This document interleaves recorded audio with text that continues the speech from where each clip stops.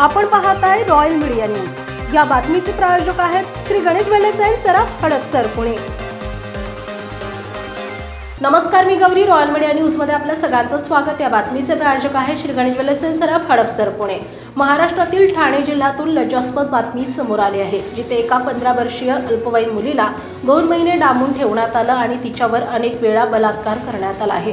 आश्चर्याची गोष्ट म्हणजे हे कृत्य कुटुंबातीलच एका सदस्याच्या ओळखीच्या व्यक्तीने केलं आहे। निष्पाप मुलीला घरातच डांबून ठेवत तिच्यावर वारंवार अत्याचार करण्यात आल्यानं ती गर्भवती झाली।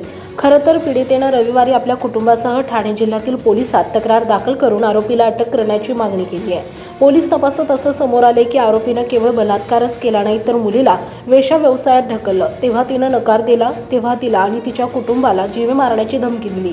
सध्या या प्रकरणी एका महिलेसह 4 जणांना अटक करण्यात आली आहे, मात्र मुख्य आरोपी अद्यापही फरार आहे। पीडित अल्पवयीन मुलगी आपल्या आई आणि बहिणीसोबत डोंबिवलीमध्ये राहते। आई खाद्यपदार्थ विकून कुटुंबाचा उदरनिर्वाह करते, तर मुख्य आरोपी आशुतोष राजपूतचाही मसाल्याचा व्यवसाय म्हणून तो कुटुंबाला ओळखत होता।